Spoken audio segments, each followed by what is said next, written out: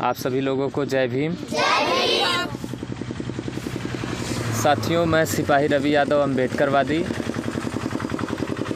हम मौजूद है इस समय बाबा साहब डॉक्टर भीमराव अम्बेडकर शिक्षण संस्था में। अब बच्चों को छुट्टी करने का समय हो गया, तो हमने सोचा कि बच्चों से कुछ बात विचार करते हैं शिक्षा के बारे में, हक अधिकार के बारे में। बच्चों, आज हम आप लोगों को बताएंगे कि हमारे देश में कितने प्रकार की शिक्षा है। कितने प्रकार की? हमारे देश में 2 प्रकार की शिक्षा है। मैंने यहाँ आप लोगों को अभी बताया कि हमारे समाज को शिक्षा से वंचित किया जा रहा है। हमारे देश में 2 प्रकार की शिक्षा है। अमीरों के लिए आधुनिक प्राइवेट विद्यालय हैं। क्या हैं? अमीरों के लिए, और गरीबों के लिए सरकारी विद्यालय हैं। सरकारी विद्यालय में कितनी अच्छी पढ़ाई होती है ये पूरा देश जानता है। और जो प्राइवेट विद्यालय हैं उसमें आधुनिक सुविधा है। 2000, 4000 रुपये, 5000 रुपये, 10,000 रुपये महीने की फ़ीस लगती है। अच्छे टीचर्स हैं। वहाँ के बच्चों का माइंड बहुत तेज़ी से डेवलप होता है। तो इस विकट परिस्थिति में जब हमारे देश में शिक्षा का दोहरीकरण हो रहा है, शिक्षा का निजीकरण हो रहा है, अगर ऐसे समय में आप लोग अच्छी शिक्षा नहीं लेंगे और ध्यान लगा के, खूब मन लगा के नहीं पढ़ेंगे, तो फिर हम उनसे पीछे रह जाएंगे जो आधुनिक विद्यालय में पढ़ रहे हैं, जो प्राइवेट विद्यालय में शिक्षा ले रहे हैं, जिनकी शिक्षा हाई टेक है। फिर हम उनसे पीछे रह जाएंगे कि नहीं? तो इस समय हम लोगों को खूब मेहनत से पढ़ना होगा और अच्छे से अच्छी तैयारी करनी होगी। तभी जो है हम कंपटीशन परीक्षाओं में, जब हम नौकरी की परीक्षा देंगे, तभी हम कंपटीशन परीक्षाओं में पास कर पाएंगे। अगर आप लोग लापरवाही करेंगे, पढ़ाई में मन नहीं लगाएंगे, रोज़ यहाँ कोचिंग में नहीं आएंगे और रोज़ अपने स्कूल में पढ़ने नहीं जाएंगे, तो आप लोग बहुत पीछे रह जाएंगे। बार बार हम आप लोगों को समझाते भी हैं। आपके गार्जियंस के साथ हम मीटिंग भी करते हैं। आप लोग जब कोचिंग में नहीं आते हैं तब मैं आपके घर पे फ़ोन भी करता हूँ, लेकिन आपके घर के लोग कुछ न कुछ बहाना करते हैं कि बीमार हैं या कोई समस्या बता के। तो आप लोग इस चीज़ को सबसे पहले बंद करिए। समझ में आया? और एक चीज़ का विशेष ध्यान दीजिए, जिस दिन स्कूल में छुट्टी रहेगा उस दिन भर कोचिंग चलेगी यहाँ पे। समझ में आया ना? सुबह में आप लोग खाना पीना खा के आओ, उसके बाद दिन भर आप लोगों की क्लासेस चलेंगी। और 15 दिन पे आप लोगों की मीटिंग ली जाएगी, जिसमें आप लोगों को हक अधिकार के बारे में, शिक्षा के बारे में, नेशनल और इंटरनेशनल खबरों के बारे में भी आप लोगों को बताया जाएगा। तो मेडिकल का सिस्टम हो, चाहे एजुकेशन सिस्टम हो, सारे जगहों पे करप्शन बहुत ज़्यादा हो रहा है।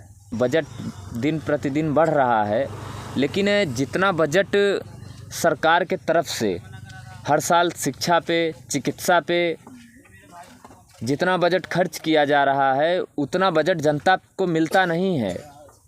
पूरा हम लोगों तक नहीं पहुंच पाता है। हम लोगों के पास एक डाटा है, एक कंपोजिट विद्यालय में पढ़ने वाले एक छात्र के ऊपर 27,000 रुपये का सालाना खर्च आता है। सालाना 27,000 रुपये खर्च होता है एक बच्चे पे कंपोजिट विद्यालय में। लेकिन हमारे समाज के लोग उस शिक्षा को निःशुल्क समझ के उसका महत्व नहीं समझते हैं। ये बहुत गलत बात है। आपको संविधान में अधिकार है, 6 वर्ष से 14 वर्ष तक के बच्चों को फ्री शिक्षा का अधिकार है, एक समान शिक्षा का अधिकार है, और आप लोग उसको अन्यथा मत लीजिए। उस अधिकार को दिलाने में बाबा साहेब भीमराव अम्बेडकर ने अपने बच्चों की कुर्बानी दे दी। उन्होंने अपना पूरा जीवन समर्पित किया, तब जाके संविधान में आपको अधिकार मिल पाया शिक्षा का। इसके पहले हमारे लोगों के पास शिक्षा का अधिकार नहीं था। लेकिन आप लोग अगर इस तरह से लापरवाही करेंगे, अच्छे से पढ़ाई नहीं करेंगे, तो फिर हम लोग कैसे अपने मौलिक अधिकारों को बचा पाएंगे? और बाबा साहेब भीमराव अम्बेडकर ने जो संविधान के रूप में हमें सुरक्षा कवच दिया है, फिर हम अपने उस सुरक्षा कवच को कैसे बचा पाएंगे? हक अधिकार लेने के लिए ना सबसे पहले आप लोगों को उच्च शिक्षा लेनी होगी। समझ में आया ना? उच्च शिक्षा, जिससे कि आप अपने समाज को भी शिक्षा दे सको, अपने महापुरुषों की विचारधारा को पढ़ सको। जब पढ़ोगे तभी तो जानोगे ना कि हमारे महापुरुषों ने हमारे लिए कितना त्याग बलिदान दिया है, कितना संघर्ष किया है। माता सावित्रीबाई फुले ने हम लोगों को जो है शिक्षा का अधिकार दिलाया। महिलाओं को, बहन बेटियों को पढ़ने का अधिकार नहीं था हमारे देश में, लेकिन क्या उनकी तस्वीरें घर घर में लगी हैं? कहीं देखने को नहीं मिलती है माता सावित्रीबाई फुले की तस्वीर। तो इस विकट परिस्थिति में जब हमारा देश, जहाँ पे दो प्रकार की शिक्षा है, जहाँ पे शिक्षा का दोहरीकरण हो रहा है, निजीकरण हो रहा है, जहाँ प्राइवेट शिक्षा को महत्व दिया जा रहा है, जहाँ अमीरों के बच्चे बड़े बड़े स्कूलों में पढ़ के कंपटीशन को पास कर ले जा रहे हैं, वहाँ हमारे समाज के बच्चे उस कंपटीशन परीक्षा को पास नहीं कर पा रहे हैं, हमारे बच्चे पीछे रह जा रहे हैं। जब हमारे समाज के लोग पढ़ाई करने के बाद नौकरी नहीं मिलती है, तब उनका माइंड जो है, उनके दिमाग में एक बात होती है कि पढ़ने से नौकरी नहीं मिलेगी, इसलिए वो पढ़ाई छोड़ के मजदूरी करने लगते हैं। ऐसा देखने को मिल रहा है कि नहीं आप लोगों को? उससे भी बड़ी समस्या एक ये है कि हमारे समाज के छोटे छोटे युवा वर्ग जो है, जो 8वीं 10वीं में पढ़ने वाले हैं, उन लोगों में नशे की लत लग जा रही है बहुत कम समय में। समझ में आया ना? इस चीज़ पे आप लोग ध्यान दीजिएगा। तो हमें इन सारी चीज़ों से बचना है, क्योंकि बाबा साहेब भीमराव अंबेडकर की जो 22 प्रतिज्ञा है, जैसे आप लोग बाबा साहेब को मानते हो, उनकी जयंती मनाते हो, उनकी विचारधारा को अपनाते हो, तो हमें बाबा साहब को नहीं मानना है, हमें बाबा साहब की मानना है। बाबा साहब की जो विचारधारा थी, बाबा साहब की जो 22 प्रतिज्ञा थी, उसमें बाबा साहब ने कहा था कि कभी शराब नहीं पीना है, नशे के लत में नहीं पड़ना है। तो हमें उन चीज़ों का भी पालन करना होगा। और सबसे ज़्यादा शराब, सबसे ज़्यादा नशे की लत में हमारा ही समाज है, गरीब समाज। मज़दूर समाज जो है वो मज़दूरी करके आएगा, शाम को शराब पिएगा। हमें इन चीज़ों से भी बचना चाहिए। यदि आप लोगों के घर में आपके पिता या भाई या कोई भी ऐसे नशे की लत में है, तो उन्हें धीरे धीरे समझाइए, उनसे उस नशे की लत से उन्हें छुटकारा दिलवाने का प्रयास करिए, सबसे ज़्यादा ज़रूरी है। नहीं तो आप लोगों की शिक्षा प्रभावित होगी, इसमें कोई दो राय नहीं है। समझ में आया ना?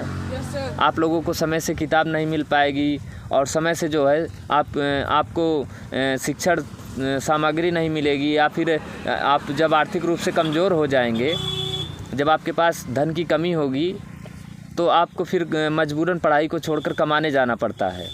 तो जिसके भी घर में कोई नशा करने वाले लोग हैं, उनको बताइए, समझाइए कि मुझे पढ़ना है, मुझे आगे बढ़ना है, मुझे बाबा साहब जैसा बनना है।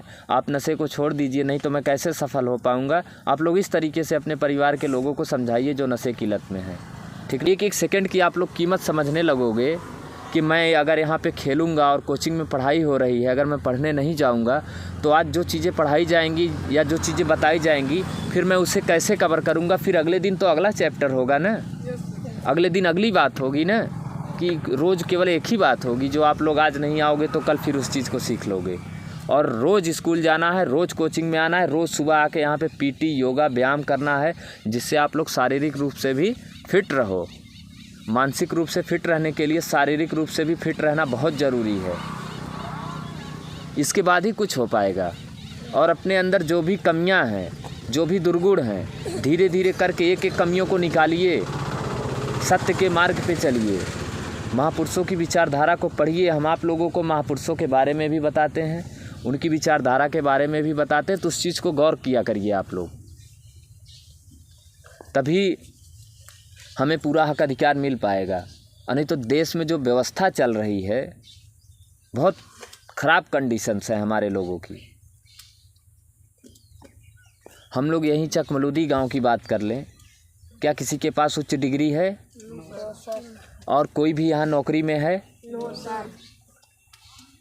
हमारे इस चकमलूदी गांव में कोई नौकरी नहीं करता है। आज़ादी के बाद से किसी को सरकारी नौकरी नहीं मिली। कितना बड़ा भेदभाव हुआ। और ये भेदभाव सिर्फ़ और सिर्फ इसलिए हुआ क्योंकि हमारे गांव के लोगों ने शिक्षा को महत्व नहीं दिया, शिक्षा के महत्व को नहीं समझा, उच्च शिक्षा नहीं लिया, इन लोगों ने पढ़ाई नहीं किए। और यही देखकर एक दूसरे लोग पढ़ाई नहीं किए, फिर उनके बच्चे पढ़ाई नहीं किए, फिर उनके बच्चे पढ़ाई नहीं कर रहे हैं, फिर ऐसे ही चलता रहेगा। फिर संविधान में जो आपका हक अधिकार है, आप अपने हक अधिकार को नहीं लोगे तो आपके अधिकार को दूसरा कोई लेगा, आपको आपके हिस्से को लूटा जाएगा। समझ में आया ना? तो आपको अपना हिस्सा नहीं छोड़ना है, जो भी आपको संविधान में हक, अधिकार और हिस्सा मिला हुआ है। और सबसे ज़रूरी बात ये है कि आप लोग यहाँ जो भी चीज़ें पढ़ाई जा रही हैं उसका नोट्स बनाइए और उन चीज़ों को रिपीट भी करिए। ये नहीं कि जो चीज़ यहाँ पढ़ाई जा रही है उस चीज़ को भूल जाएं। सर लोग जो चीज़ भी पढ़ाते हैं, जो और सर आप लोगों को पढ़ाते हैं, हर चीज़ का आप लोग नोट बनाइए। और जिस दिन छुट्टी रहेगी उस दिन पूरा दिन क्लास चलेगी, ठीक है? इस चीज़ का आप लोग ध्यान रखेंगे। सबसे ज़्यादा ज़रूरी ये है कि आज इस कंडीशन में अगर हम लोग पढ़ाई नहीं करेंगे तो हम लोग अपने महापुरुषों को धोखा दे रहे हैं कि नहीं? उन लोगों ने कितना संघर्ष किया हम लोगों के जीवन को बदलने के लिए, हमारे अंधकार भरे जीवन में उजाला लाने के लिए कितना संघर्ष किया हमारे महापुरुषों ने। लेकिन क्या हम लोग उनके संघर्षों को समझ पा रहे हैं? हम लोग अगर आज नहीं पढ़ेंगे तो बाबा साहब ने जो हमें शिक्षा का अधिकार दिया है उसका क्या महत्व होगा हमारे जीवन में? बाबा साहब ने शिक्षा का अधिकार दिया, उसका क्या महत्व रह जाएगा अगर हम पढ़वे नहीं करेंगे तो? और बाबा साहब ने जब पढ़ा था तब शिक्षा का अधिकार भी नहीं था, स्कूल में बैठने नहीं दिया जाता था। कितनी विकट परिस्थिति में बाबा साहब ने पढ़ाई की। और आप लोगों को अभी से ये मान के चलना है कि हमें पढ़ के कुछ बनना है, हमें कुछ काम करना है और अपने जीवन का एक लक्ष्य बनाओ। जब तक एक टारगेट नहीं होगा, जब तक एक गोल नहीं निर्धारित करोगे कि मुझे करना क्या है, तब तक आप उस मार्ग पे सफल नहीं हो पाओगे। जब अपना लक्ष्य निर्धारित कर लोगे तब आप उस लक्ष्य को पाने के लिए मेहनत करोगे, संघर्ष करोगे, पढ़ाई करोगे, दिन रात मेहनत करोगे तो आपको अपना लक्ष्य मिलेगा। इसमें कोई दो राय नहीं है। तो मैं आज आप लोगों से जानना चाहता हूँ, कुछ लोगों से मैं अभी पूछूंगा कि आप लोगों को क्या बनना है, ठीक है? तो सभी लोग अब जो आपकी लाइफ का लक्ष्य हो, जो आप बनना चाहते हैं, जो आपने सोचा है, और जिन लोगों ने नहीं सोचा है मुझे क्या बनना है, वो लोग भी अपना निर्धारित कर लें, अपना लक्ष्य, अपना टारगेट बना लो कि मुझे क्या करना है। चाहे समाज सेवा में जाना है, राजनीति में जाना है, नौकरी में जाना है, पॉलिटिशियन बनना है, जो भी आपको बनना है अपना लक्ष्य निर्धारित कर लो। इंजीनियर, डॉक्टर, मास्टर, कलेक्टर, जो भी आपको बनना है अपना लक्ष्य निर्धारित कर लो और उस लक्ष्य पे काम करो, मेहनत करो, उसमें समय दो, संघर्ष करो, तब जाके आपको आपका लक्ष्य प्राप्त हो जाएगा। तो चलो बेटा आप खड़े हो जाओ। क्या नाम है? क्या बनना चाहती हो? कलेक्टर। वेरी गुड, तालियां बजाओ इनके लिए। बैठ जाओ। देखिए, जब हम लोग लक्ष्य बड़ा रखेंगे तो ज़रूर हमें सफलता हासिल होगी। चाहे हमारी सफलता कुछ छोटी ही हो, लेकिन ज़रूर हम सफल होंगे। और लक्ष्य को हमेशा बड़ा रखना चाहिए, सोच हमेशा बड़ी रखनी चाहिए। इस चीज़ का भी आप लोग ध्यान रखेंगे। आपका जो लक्ष्य होगा, आपकी जो सोच होगी, हमेशा उसको बड़े लेवल पे सोचो, अच्छा करने के बारे में सोचो और अलग सोचो। चलो अर्पिता आप खड़े हो जाओ। क्या बनना है? Sir police. वेरी गुड, बैठ जाओ। चलो अंकित आप खड़े हो जाओ। सर जी इंजीनियर बनना है। वेरी गुड, बैठो। आप खड़े हो जाओ। शिवांगी क्या बनना चाहती हो? डॉक्टर। Very good. और सबके मन में जो भी थिंकिंग होगी, आपकी जो भी सोच होगी, जो भी आपका लक्ष्य होगा, आप लोग उस लक्ष्य के अनुसार काम करेंगे, ठीक है? जी सर। और मुझे बहुत प्राउड फील हो रही है कि परी कलेक्टर बनना चाहती है और मैं प्रयास भी करूंगा कि हमारी परी कलेक्टर भी बने। और हम लोग इस उम्मीद से यहाँ शिक्षण संस्था चला रहे हैं कि हमारे बच्चों को अच्छी शिक्षा मिले, हमारे बच्चे जो है अच्छे शिक्षण संस्थानों में और आगे पढ़ने भी जाएं, हमारे बच्चे यहाँ से पढ़ के विदेश भी पढ़ने जाएं। हम लोग इसी उम्मीद में इस शिक्षण संस्था को चला रहे हैं। आपके माता पिता सपोर्ट कर रहे हैं और आपके गार्जियन सपोर्ट कर। हम प्रयास करेंगे कि इस शिक्षण संस्था को निरंतर चलाया जाए, बस आपका साथ चाहिए। आप लोग रोज़ नियमित कोचिंग में आइए, मुझे बार बार बुलाना ना पड़े। और मैं इसीलिए आप लोगों से हमेशा नाराज़ रहता हूँ, क्योंकि आप लोग नियमित नहीं आते हो। आप लोग 4-5 दिन लगातार आओगे, उसके बाद 1-2 दिन नहीं आओगे। बहुत प्रभाव पड़ता है माइंड को। जब तक हम दिमाग को एक ही शब्द, एक ही चीज़, और जब तक रेगुलर हम लोग उसको पढ़ाई नहीं देंगे, तब तक वो पढ़ाई की कैटेगरी में नहीं आएगा, तब तक आप माइंड डेवलपमेंट नहीं होगा। इस चीज़ का आप लोग ध्यान रखिएगा। और आप लोग अपना लक्ष्य, सब लोग अपना लक्ष्य बना लेंगे। जिनका लक्ष्य अभी नहीं बना हुआ है, जिनको लग रहा था कि मैं पढ़ नहीं पाऊँगा, मुझे पढ़ने नहीं आता, मैं पढ़ने में बहुत कमज़ोर हूँ, आप लोग भी लक्ष्य बना लो। आप भी अपने लक्ष्य में सफल हो जाओगे अगर अपने लक्ष्य के प्रति समर्पित भाव से और नियमित और खूब कड़ी से कड़ी मेहनत करके अगर अपनी तैयारी करोगे, पढ़ाई करोगे, तो आपका भी लक्ष्य पूरा होगा। और मेरी ढेर सारी मंगल कामनाएं हैं आप लोगों के साथ कि आप लोग अपने जीवन में सफल भी हों और अपने समाज के लोगों के लिए काम भी कर सकें। तो आज आप सभी लोगों को धम्म दीपोत्सव दीपदान की ढेर सारी मंगल कामनाएं और बधाई। हम आप लोगों से यही उम्मीद करेंगे कि आप लोग शिक्षा के प्रति, संविधान के प्रति, हक और अधिकार के प्रति पूरी ईमानदारी से मेहनत करके पढ़ाई करेंगे और संविधान में जो अधिकार मिला है उसके बदौलत आप लोग IAS, IPS, जज, कलेक्टर, इंजीनियर, मास्टर, डॉक्टर सब कुछ बनेंगे। मेरी आप लोगों के लिए ढेर सारी मंगल कामनाएं हैं। जय भीम।